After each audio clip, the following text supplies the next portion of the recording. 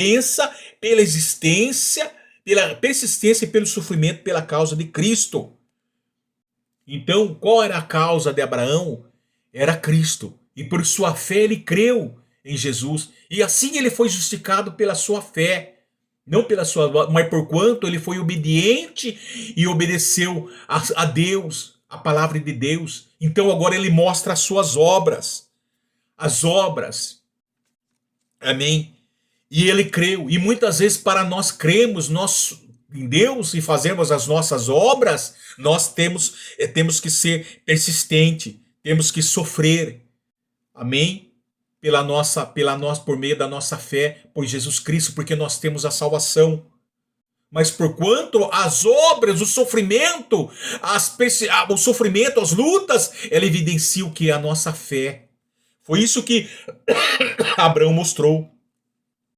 Não é? O prêmio é diferente. A coroa que está reservada para nós nos céus é diferente. Se conquista pela persistência, pelo sofrimento, pela uma causa em Cristo, mas porém você tem a fé, você tem o dom de Deus na sua vida, o dom gratuito de Deus que Ele te deu a graça na sua vida, porquanto você tem a fé e creu. Amém? Então elas são dadas. Filipenses capítulo 1, versículo 29. Vamos lá, Filipenses.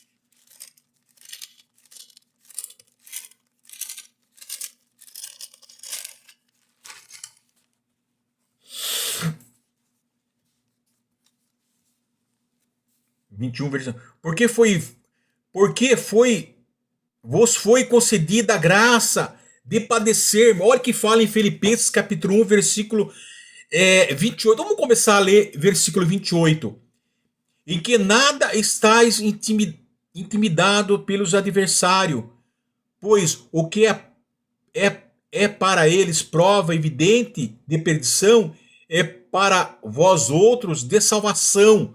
E isso da parte de Deus. Porque vos foi concedida a graça de padecerdes por Cristo e não somente crerdes nele. Pois tendes o mesmo combate que vistes em mim. E ainda agora ouvis que é o meu. Pois tende o mesmo combate que vistes em mim. E ainda agora ouvis que é o meu. Então ele está falando aqui, glórias a Deus. Então a graça foi concedida a vós pelo dom de Deus, pela graça, pela sua misericórdia. A graça é um mérito que você não recebe, é imerecido. A graça é aquilo que você não merece, merecido. Mas Deus, pela sua misericórdia, Ele concedeu, Ele te escolheu.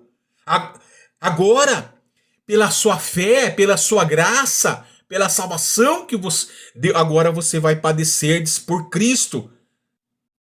Não somente porque credes nele, credes pela fé nele, e Deus derramou a sua graça, a misericórdia, a salvação na sua vida, a fé. Mas agora você, não só pela graça, mas não somente pela graça, não somente porque você credes por meio da fé, mas que agora porque você padece por Cristo. Olha que maravilhoso. Então, no entanto, o prêmio, a coroa, é recompensa pela persistência e pelo sofrimento pela causa de Cristo. Olha que diferente. Em 2 Timóteo 2:12. Capítulo 2, versículo 12. A fim de serem julgados todos quantos não deram crédito à verdade, antes, pelo contrário, deleitados com. Aqui, 2 Timóteo. Vamos lá, para nós entendermos. 2 Timóteo.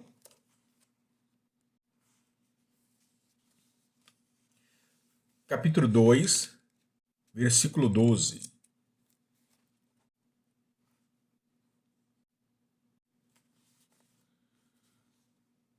Segundo Timóteo.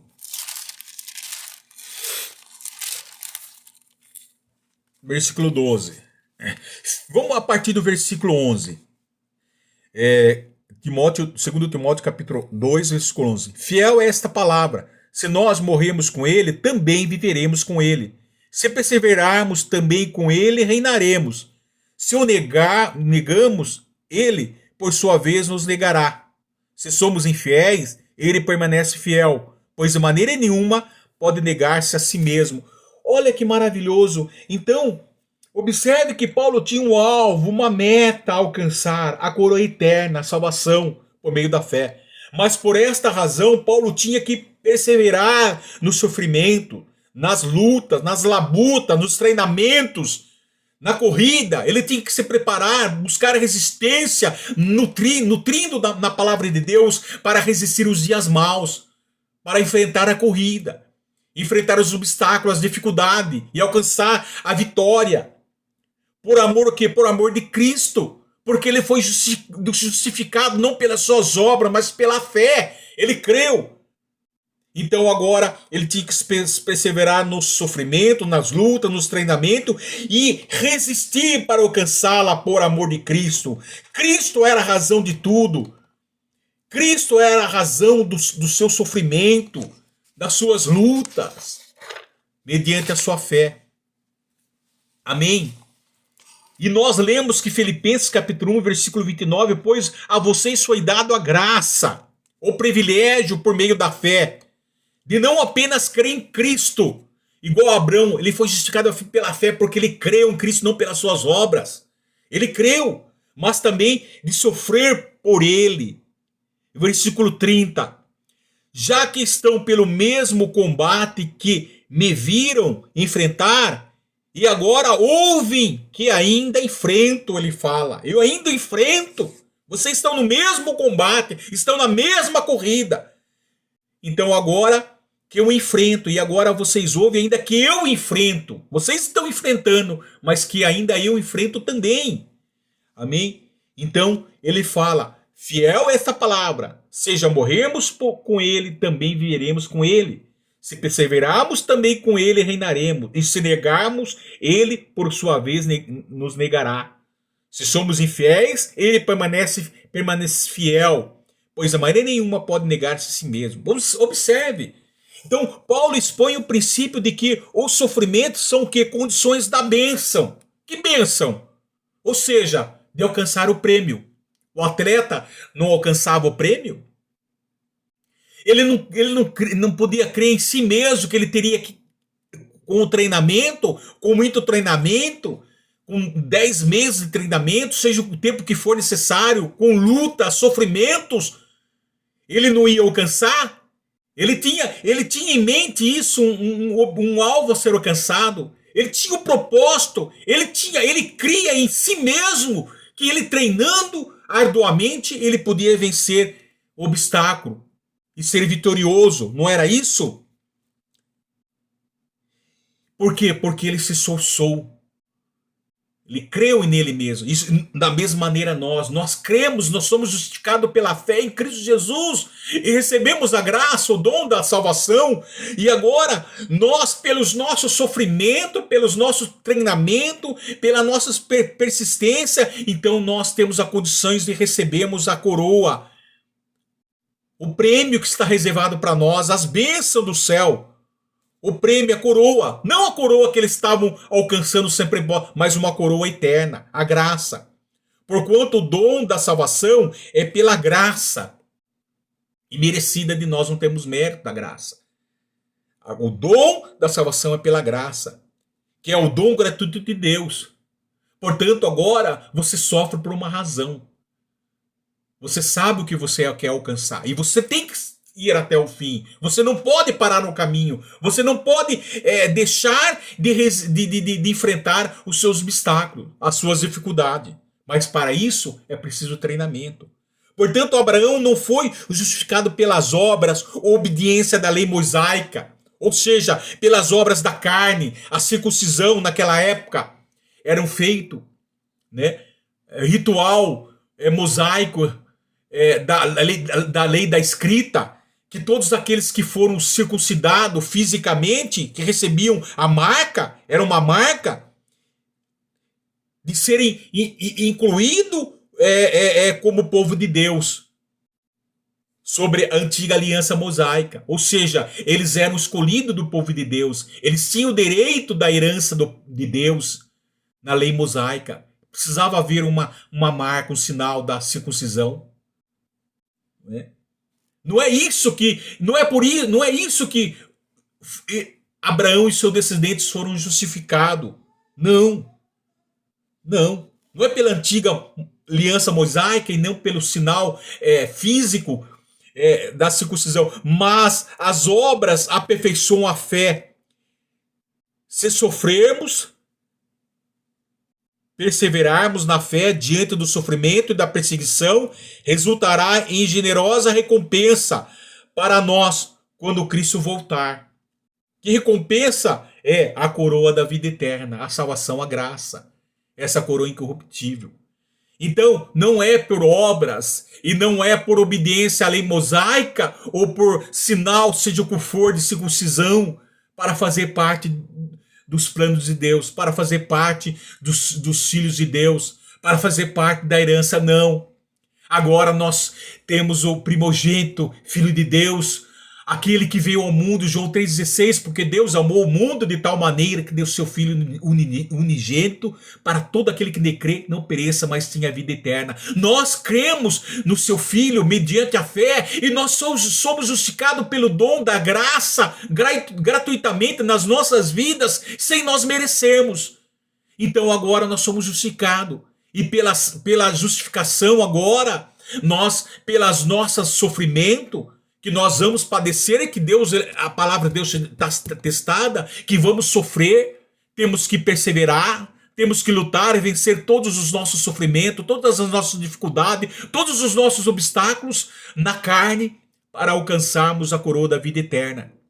Mas não é isso que nos justifica, não é as boas obras, não é ser bom, mas é ter fé em nosso Senhor Jesus e Salvador e crer. Porquanto as obras vai ser evidência de nossa fé. Amém? Então, resultará o quê? Na recompensa, porque nós vamos perseverar por amor de Cristo, quando Cristo voltar. Amém? Glórias a Deus. Romanos 8, versículo 18. Porque para mim tenho por certo que o sofrimento do tempo presente não pode ser comparados com a glória a ser revelada em nós. Porque para mim tenho por certo que os sofrimentos do tempo presente não podem ser comparados com a glória a ser revelada em nós. Observe. Assim como o filho tem o direito da herança paterna, não é isso? A herança do seu pai. Assim também nós, filhos de Deus, temos pela fé e a graça, que é o dom de Deus, direito à sua herança, aos seus bens e à sua felicidade. É por isso que somos co-herdeiros com Jesus Cristo, que é o Filho de Deus pela natureza divina. E nosso irmão primogênito, porque ele é primogênito dos mortos. Se ele morreu e foi ressuscitado ao terceiro dia, nós também receberemos a ressurreição dos nossos corpos, do nosso corpo. Todos os filhos de Deus têm uma herança baseada na sua relação com Deus. Sem Deus, nada disso pode acontecer. Nós temos que se tornar filho de Deus pelo poder, não é? Não fala em João? Nós recebemos o poder de Deus não por sangue, não por carne e nem por descendência natural, mas pelo poder de Deus. Ele fala, glórias a Deus. Louvado seja o nome santo do Senhor Jesus. Aqui ele diz, aqui em João ele fala claramente, é uma coisa muito importante que nós temos que falar aqui, glórias a Deus. João ele fala que porquanto todos por todos quantos o receberam, deu-lhes o poder de serem filhos de Deus, a saber, aos que creram no seu nome. Está lá em João capítulo 1, versículo 12. Os quais não nasceram do sangue, nem da vontade da carne, nem da vontade do homem, mas da vontade de Deus. É da vontade de Deus, amém? Não por descendência humana, ou por seja qual for o outro ritual, mas pela vontade de Deus. Então, nós somos cordeiros com Cristo Jesus, Filho de Deus. Amém? Então, todos os filhos de Deus têm uma herança baseada na sua relação com Deus. Você tem que se tornar filho de Deus. Herança da natureza incorruptível, imaculada, reservada no céu, incluindo a vida eterna. Glórias a Deus. Que maravilhoso. Como herdeiros de Deus e co-herdeiros de Cristo, nós, filhos de Deus, compartilhamos agora, sim, dos sofrimentos de Jesus. E no futuro, o que? Compartilharão também da sua glória, da sua bênção. Amém? Glórias a Deus. Vamos lá em Filipenses. Baseado aqui na palavra de Deus, Filipenses, capítulo 3, versículo 10.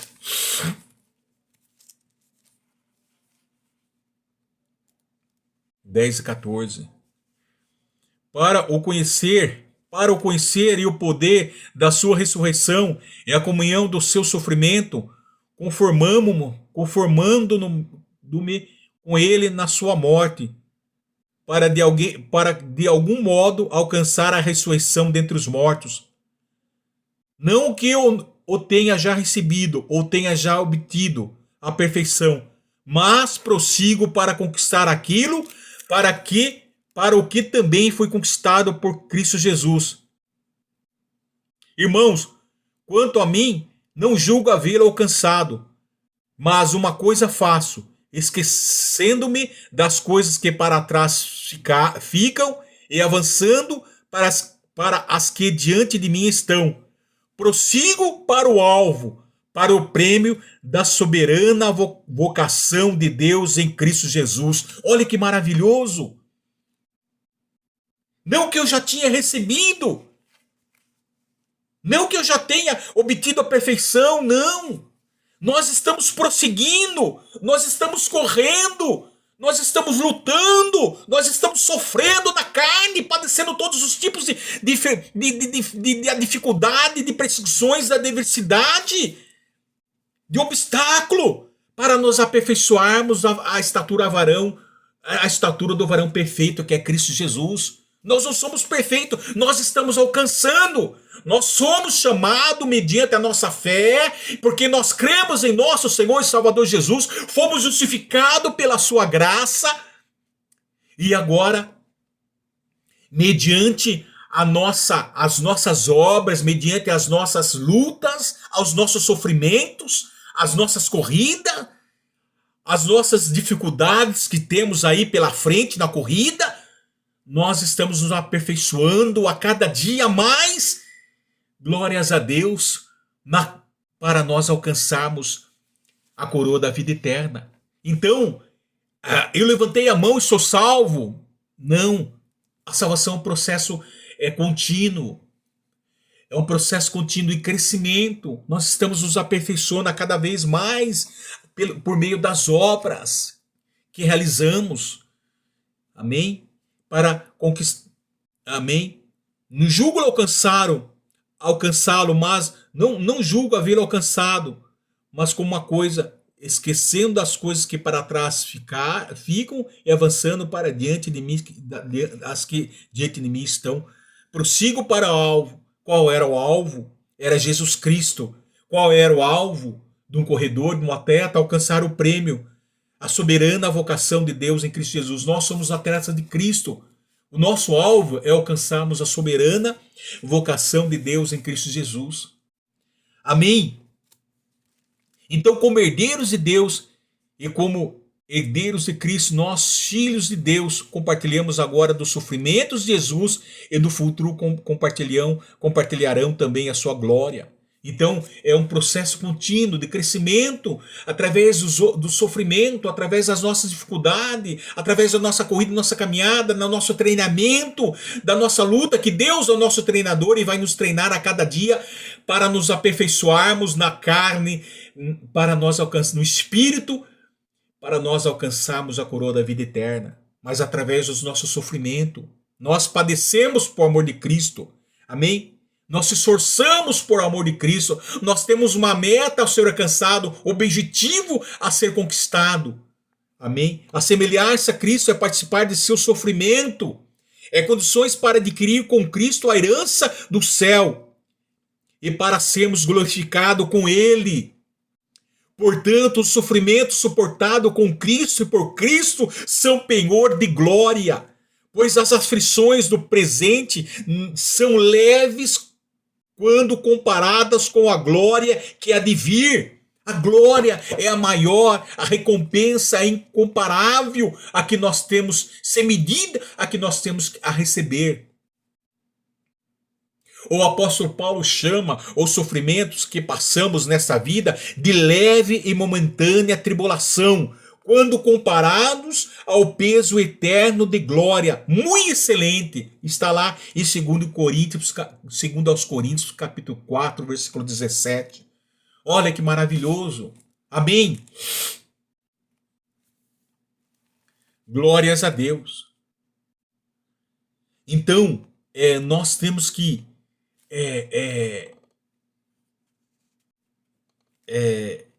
nós temos que ser um verdadeiro corredor em Cristo Jesus, avançar. Nós não podemos parar. E para isso, desde o início, nós temos que ter, sim, nós recebemos o dom, a graça, que é imerecida de Deus por meio da fé, a qual nós somos justificados, e agora também para recebermos o nosso dom, a coroa, para receber, perdão, a nosso prêmio, a nossa coroa, que é diferente que o dom, mas porquanto elas têm que estar com as mãos dadas para nós alcançarmos então a coroa eterna. Aqui, como atletas de Cristo, recebemos a coroa incorruptível. Enquanto o atleta, ali nos jogos istmicos, eles recebiam a coroa de louro. Mas eles tinham que se esforçar, crer em si mesmo, se esforçar. E nós cremos em nosso Senhor e Salvador Jesus Cristo. E nós somos justificados pela fé. E agora nós temos que fazer a nossa obra. E passar por cima de todos os nossos obstáculos. Amém? E voltando àquele comentário, Paulo foi fiel à obra de Deus, pois Paulo estava pronto a servir a igreja por amor do evangelho e não para tirar proveito próprio, não para explorar. E esse é um outro ponto para mim, é fundamental, porque o que nós estamos assistindo hoje é uma perversão do evangelho. A perversão da mensagem é uma perversão dos propósitos.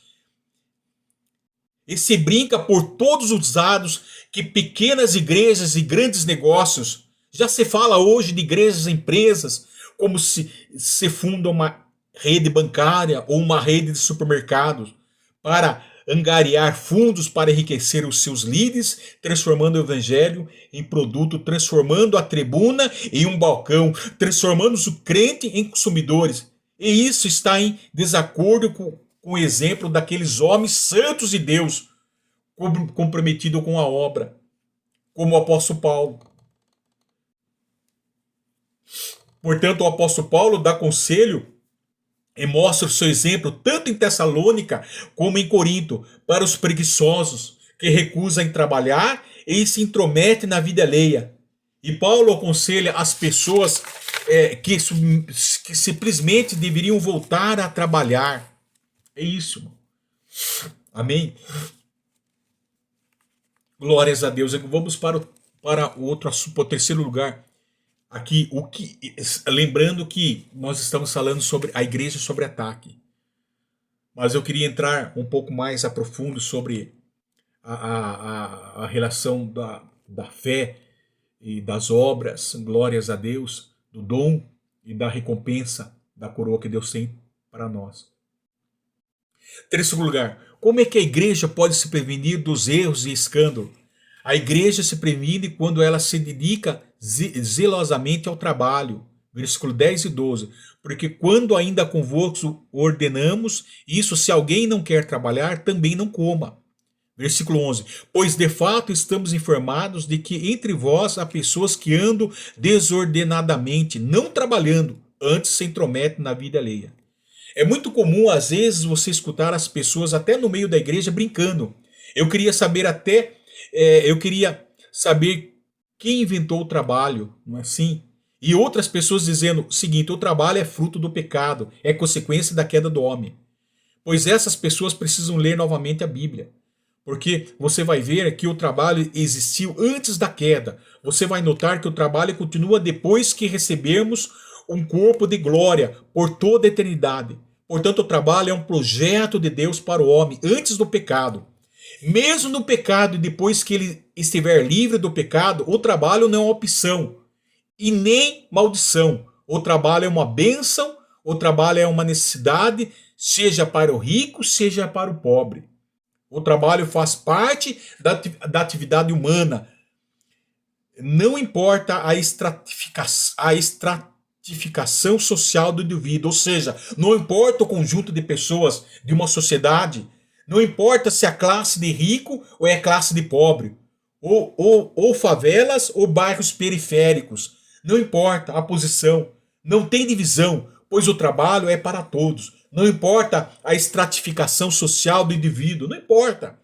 E Paulo está dizendo o seguinte: talvez aquela frase que você conhece: quem trabalha não dá trabalho, quem não trabalha dá trabalho. E era isso que estava acontecendo na igreja de Tessalônica. Né? Quarto lugar, o que é que a igreja se previne? O que é que a igreja se previne? Como é que a igreja se previne? A igreja se previne do erro, da falha, quando ela não se cansa de fazer o bem, mesmo diante das dificuldades. É outro assunto maravilhoso. Observe o versículo 13. Segundo Tessalonicenses, capítulo 3, versículo 13. E vós, irmãos, não vos canseis de fazer o bem. Então aqui Paulo exorta os irmãos de Tessalônica não a ficarem o que? Cansados, a não ficarem desanimados no trabalho por causa daqueles que não trabalhavam, mas que deveriam a continuarem a fazer o bem, não cansar de fazer o bem. E por que o apóstolo Paulo teve que escrever isso à igreja? Porque alguns crentes da igreja que estavam sustentando aqueles preguiçosos começaram de repente a pensar: bom, se eles podem viverem sem trabalhar, por que nós temos que trabalhar? Ah, vou parar. Porque se nós temos que suar a camisa, por que nós temos que suar a camisa? Aí Paulo diz o seguinte: vocês não devem sustentar esses que vivem na vadiagem. Quem não quer trabalhar, também não coma. Então, obviamente, Paulo está se referindo não às crianças que não podem trabalhar. Paulo não está se referindo aos doentes que não podem trabalhar, àqueles que são impedidos a trabalhar, não podem trabalhar. Paulo está se referindo àqueles que podem trabalhar, mas não fazem, não querem, por ociosidade, de preguiça. Mas o fato de você ter um exemplo negativo na comunidade não significa que você deve desencorajar. Ah, eu não vou mais para a igreja lá porque ninguém leva a Deus a sério. Ninguém quer trabalhar na obra.